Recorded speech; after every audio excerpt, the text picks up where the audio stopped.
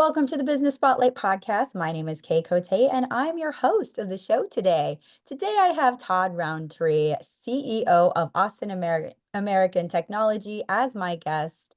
We're going to learn about his journey to business ownership, learn about his business, and the best practices that he's learned along the way to give you that inside look to what it's like to run and operate a business. If this is your first time on our channel, be sure to like and subscribe to get notified when we drop episodes like this. Welcome, Todd. It's so great to meet you. Thank you for being on the show. Yeah, thanks for having me. Of course. Well, before we dive into all things business, I'd love to learn a little bit about you. So feel free to share a bit about yourself. I don't know, interesting fact, I was actually born in Ankara, Turkey. I was a military brat, born on a U.S. military base, but anyhow, spent a very, very short time there, and then kind of all throughout the rest of the United States throughout my youth before finally settling in Florida for quite some time. And then, of course, now out here in Texas, actually my second tour of Texas. Spent some time as a youth out here as well. But anyhow, no, it's I am just kind of background.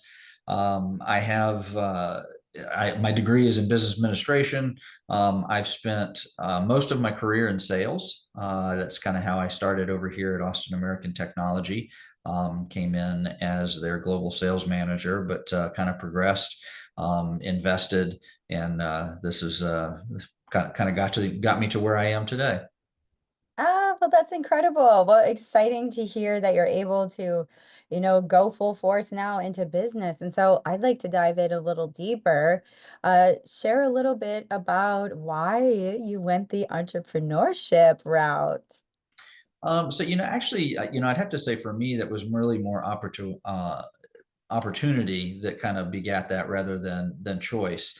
So like I said, I came to Austin American Technology as the global sales manager, and the owner and founder from back in 1986. He was moving on, wanted to kind of get towards retirement. Him and I clicked very well. I ended up being named president. Within about the first 3 months of employment here.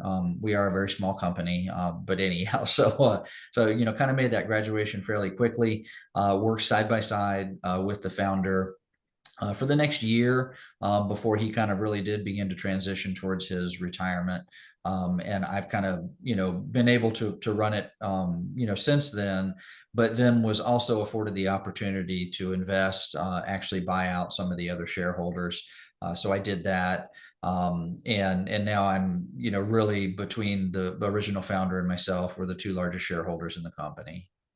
Oh, wow, that's incredible. Well, what a cool journey, especially when you end up taking a job that ends up, becoming your business. So I really think that's admirable. It's kind of a golden nugget of this conversation too Uh, for other entrepreneurs out there who may be employed right now and with that kind of that next step as an opportunity for them. And so kind of tell me a little bit about the company and who do you serve? Yeah, so that's one of the really interesting things. So Austin American Technology, like I said, was founded in 1986. We originally started in the electronics industry. So our founder, Steve Statch, is his name. Steve is a chemical engineer by schooling. His first job out of college was actually working for Texas Instruments up in Dallas, building bombs for the U.S. government. After doing that for a while, he kind of transitioned as a process engineer over to the actual pacemaker industry, where he was building pacemakers, and then on to some solar stuff. And kind of throughout his career, he, always wanted to kind of do something. So he went and started Austin American Technology, and where he was building rework stations. So basically, when they do a repair on a circuit board, this was kind of a station that facilitated that repair. That's kind of started us. And then he made our first foray into cleaning, which is what we do now. We build cleaners that clean circuit boards. And these are all for high reliability applications, things like aerospace, so all the navigational systems in planes and operating systems, anything that goes to space, satellites, things like that. or all the electronics are cleaned before they go, as well as in the military industry. Several of our weapon systems and things like that are all controlled with electronics are cleaned, and medical are really kind of our major focuses of where we see most of our business. Oh, that's incredible. Well, I'm excited to get into the technology and get into all the nuts and bolts of your business. And so you said you were a smaller team. So tell me about your team. How many team members are there and what are some of the roles? Yeah, so when I kind of first got started here, we fluctuated a little bit, but basically we've kind of remained about a team of 10 people. And that has, kind of including me, gone all the way through. We do manufacture, build our equipment here. So most of my employees, well, I'd say probably the higher percentage, were on the floor actually building the equipment. We've had some inside sales, accounting, operations for doing all of our parts ordering, things like that. Like I said, over the years, we've kind of grown a little bit. We've added a couple different service people. And then our most recent was last year, we actually acquired one of our competitors. That was out in California. And actually, this month we have closed the facility out in California and moved them all out here. So now we're actually kind of a big happy family of 20 employees here in Burnet, Texas. Oh, that's incredible. So you pretty much doubled your employees there then in a year. That's cool. Yeah. Wonderful. I'm just taking notes as we go. So if Sure. I notice me typing, that's why, because I want to make sure and get everything correct.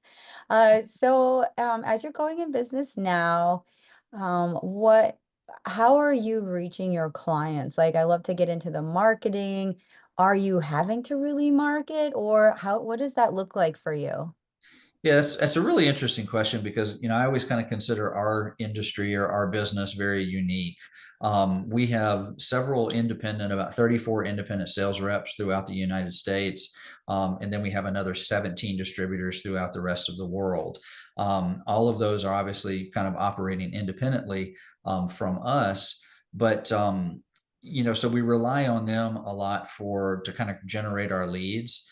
I am maybe when it comes to marketing a little, I don't know, a little bit of a maverick in our industry. Magazine advertising has kind of been the way that everybody has always done it. I kind of don't believe that magazine advertising is that great. We do it simply because we like to make sure that we're still in front of our customers if they do happen to pick up a magazine.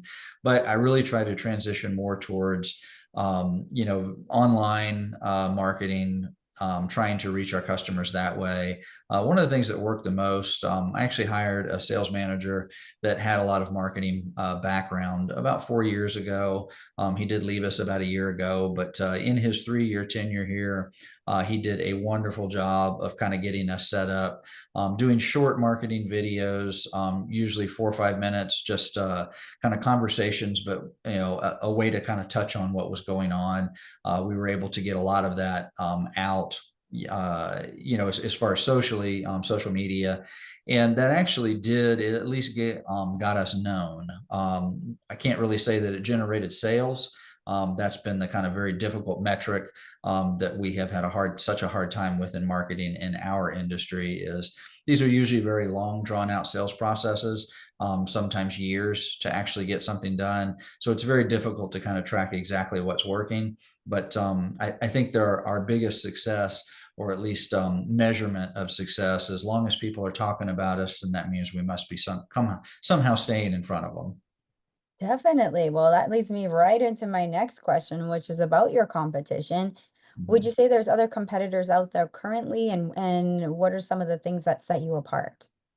Yeah, so we do have a few other competitors here in the United States, and then a few more overseas. Most of the overseas companies that are here in the United States definitely are not as prevalent. It's a little more difficult to get spare parts, service, things like that. Uh, but the ones that are here in the United States, like I said, we do have a few. We've had some that have kind of sold out, and others that are much larger. But some of the things that kind of set us apart really is customer service. So before I came to American Technology. I was not in the technology realm, technology world. I actually came from the funeral industry. And yeah, I know, very strange. But the funeral industry is very, very much service based. So that's Mhm. kind of how the culture I brought over here to Austin American, to make sure that we are truly the customer service oriented business, in the sense that I try to stay involved in all of our sales activities, service activities, things like that. And we kind of have, maybe it's a running joke around here, but basically, if I don't see somebody that responds to an email within 30 minutes, then I respond. And that's so the joke is, you always want to make sure you get the response before Todd responds. So I, I it, like that. yeah, it kind of creates I always want to make sure that I don't leave a customer one looking for answers. A Yeah. lot of times we kind of know today, with all the information that's available online, it may not always be accurate. So, unfortunately, if you leave someone to their own devices to go out and try to find the answer, they may not get the answer that you'd actually want them to have. So very, very important to kind of keep that communication going. And I really think that's probably one of the things that sets us apart from all of our competitors, is that our customer service is really top notch. Oh, you said another golden nugget of the conversation right there is that communication is so huge, especially with service. I think that's awesome that you touched on that and that you bring that to the table. And who knows, it sounds like coming from, of course, the funeral business is very, very much of feelings and emotions are going on within the client. So having that customer service skill set has carried over into what you're doing now. Yeah, for sure. Well, looking ahead at the future of the company, where do you see the company going in the next 3 to 5 years? Well, with our recent acquisition last year, obviously it doubled our company size, it doubled our income as well. But that's just kind of the starting point, by us, kind of creating this larger company. And for one, we did eliminate a competitor in the process, but we actually made us stronger. We actually saw that the one and one was more than two. So our current goals right now is really to kind of continue our momentum in growth, and get that across to our customers. We truly build the best equipment that's out there. We provide the best customer service, and we're doing a great job of sharing that message. So what we see right now is we're looking to, in the next 3 years, close to, where our goal is to actually double our business that we're doing right now on an annual revenue. We see a clear path to it. There's definitely the opportunity there. So it's just kind of up to us to go grab it. And so we're trying to put the things in place, the systems in place, marketing in place, to be able to go out and capture that additional revenue that we're seeking. No, definitely. Well, that sounds incredible. Well, looking now at this future goal, I love to show a transparency on this show and show where your challenges maybe are to help inspire other businesses to work through challenges as well. So what is something you're currently challenged with in the business and how are you working through it? So really a couple different challenges I can share with you. One is, being a very small company, it's very difficult to stay on top of documentation. So that's something that we struggle with. We make an engineering change, and then it's up to a very small team to make sure that engineering change is documented. And as far as our manuals and our bombs, are basically everything throughout the process. So that portion is very, very difficult. We have added a few new employees over the past couple years. Actually brought some youth in, some recent college graduates that are maybe a little more tech savvy than some of us older guys. And that's kind of been their responsibility, is to help us out with that documentation portion. And then the other thing that we actually struggle with is, we're really great at taking orders, but sometimes, since we are a manufacturing facility, in order to get the orders built and out the door on time, has been another struggle. And it's a delicate balance between how many employees do you bring in versus what an employee can get done in a day, or whether that be with overtime, without overtime, that sort of thing. So really, production schedule has been another struggle for us. And that's really only recently with the acquisition, because The other company came in with a lot of backlog, so we've been trying to manage how we can get that backlog out, and then also, kind of, back on track, meeting delivery dates and things like that, which is one of the large reasons why we actually decided to close their facility in California and relocate them here. We thought that by being under one roof, it was going to be much easier to manage that entire process. Oh, definitely. Now, are there things you're trying to implement currently to help mitigate some of that and help catch up with some of the backlog? Yeah, so I mean that's a great question as well. The team that was out in California, everybody was is very specialized in what they do, yet they were also kind of required to do everything in the job. So it was, rather than being kind of like an assembly line, it was more of the entire team went from one project to another project to another project, kind of throughout the entire build. So therefore, when they moved to another, nothing was being done in another stage. Mhm. So by moving them out here, our goal is to kind of make it more of an assembly line. We've kind of taken everybody that's come out and sat them down, talked to them about what their best skill set is, and have placed them in that skill set. That's the only thing they're going to be doing. And then, of course, we've integrated our team into the other aspects of the way they build. And it's extremely fresh when I say that. If you want to ask me how it's worked out, we've been doing it for a week. So we're, I love the honesty. Yes. Okay. And so would you say most of the employees from the old facility came over with the company, or did you do a lot of hiring here in the Texas area? Yeah, we actually only lost two employees Wow. from coming over, and everybody, of course, like they say, wants to come to Texas. There's much more opportunity, uh, but yeah, the two employees that we lost were actually towards retirement anyhow, and just kind of decided to not make the move. Fortunately, one of them, we did have overlap here, so already at our facility, so definitely wasn't an issue. And then the other one, once again, since it has been so fresh, we're not exactly sure whether we need to replace or not. We're going to kind of see how this first build goes, and then decide whether we're going to be doing some hiring. Wonderful. Well, it sounds like all in all, a pretty smooth transition as things are moving forward, which is awesome to hear. On the surface. On Yeah, the surface, well, I could deep dive for another hour and get it to the does. the meat of it, but yeah. So I guess yeah. What are some of the biggest pain points within that challenge of bringing the team over here? What's been the thing that's been kind of holding you back, or the hiccup, if there's been one? Um, in all honesty, it was really logistics. We were extremely slammed before, trying to make the move. So we were, trying to ship equipment and pack up the entire shop to get it moved out here. And we ended up, unfortunately, we were able to schedule one semi truck. And then it was 5 weeks later before we could get another one to come out to pick up the rest of the equipment. So it kind of left the team in California somewhat handicapped in the sense that half of their stuff was already here. And so they were only working with half of it. And then they were, working up until the last day to try to get pieces of equipment out before the truck showed up the next day.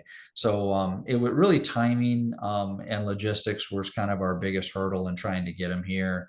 And then, of course, the other hurdle we ran into here was that we moved kind of our team into another building here on our property and cleared out our main building for the guys from California coming. But all their equipment was here. So once they got here, we had to set up, we had to rerun power to all of their equipment, things like that. So once they got here, we had another week basically of just getting the shop set up before we could start production. So the biggest hiccup for us was really losing about 3 weeks of production in order to move it, to make the move. And then also, very, a whole lot of concern to make sure that the employees are settled. We did put them all up in, places to stay, while they're here looking for other opportunities or, other places to live. So it's been interesting. My first time ever doing that, and learned a lot. Oh, wow. Yeah, that sounds like, because I'm just thinking about that move. I moved once to Austin just from North Dakota, and that was just me and my partner, and that was enough of a hiccup. I couldn't imagine moving a whole facility. So that's a thank you for sharing about that. This has been such a fun conversation. I've learned so much, and I'm happy to share this episode. Before we wrap up, I want to go into a fun part of the Q&A. I Mhm. call our rapid fire questions, where I ask you four questions and you answer very top of mind. Okay. All right, rapid fire question number one is, what is the key to success for you? Customer service, I would have to say. Definitely. And number two is, what is a piece of advice you have for other business owners? I think that one is very easy, and that is treat your team well. The only thing that keeps us in business is the team behind me that actually makes it all work. So, we want to make sure here, our culture, everybody's heard, everybody's informed, everybody's opinion is valuable, and we try to make sure that we let them know daily how much we appreciate them. Love that. Number three is, it could be a book, a podcast, an article, just anything that's caught your eye recently. In all honesty, I don't read a whole lot. But I did recently start Lead It Like Lasso is a book that I did was very interested in kind of getting involved in. I am a Ted Lasso fan. Mm. So I haven't gotten a whole lot of it read yet, but very interesting so far. Oh, I'm gonna write that one down. Lead it like Lasso. Yes. Oh, cool. And then the fourth question is, if you could wave a magic wand and rapidly improve one aspect of your business, what would it be? Oh, probably one aspect, actually marketing. I think that is my biggest struggle. Everything else seems to kind of have an answer and a logical progression on how we do things, but marketing is the quintessential. It just seems to be an unknown. We throw money out there at marketing, and it's very difficult to monitor. So if that was something that I could fix, and that would definitely be it. Definitely. You're not alone in that.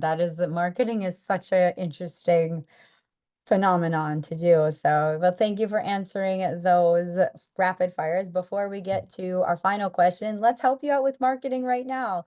How can people connect with your business online? So our website is aat-corp.com. And then, of course, we have we're on Facebook, we're on LinkedIn, or I'm on LinkedIn when AAT is on LinkedIn. But yeah, that is how you get a hold of us. Wonderful. Well, thank you so much for this great conversation. Before we wrap up, final question is, what is most inspiring to you today? Oh, I'd have to say, yeah, and I'll just keep it business related as well. But most inspiring is actually the founder of Austin American Technology. He's the one that kind of once again trusted in me to kind of lead the company forward, gave me the opportunity to be a shareholder, and actually buy in, as well as he's kind of taught me a lot about the compassion of running a business and the importance of running or basically monitoring financials, things like that. So, as well as actually taught me this business. Coming in as a complete outsider, he was a wealth of knowledge. As you can probably imagine, there's a lot of technical, chemical, and all sorts of other aspects of actually, running the business and doing the sales portion of it. So, yeah, that's definitely one of the biggest things that I've been appreciative of. Well, that's incredible. Again, this has been such a fun conversation. Thank you so much, Todd, for your time today and for sharing your journey with me. Yes, thank you so much too, Kay. Appreciate it.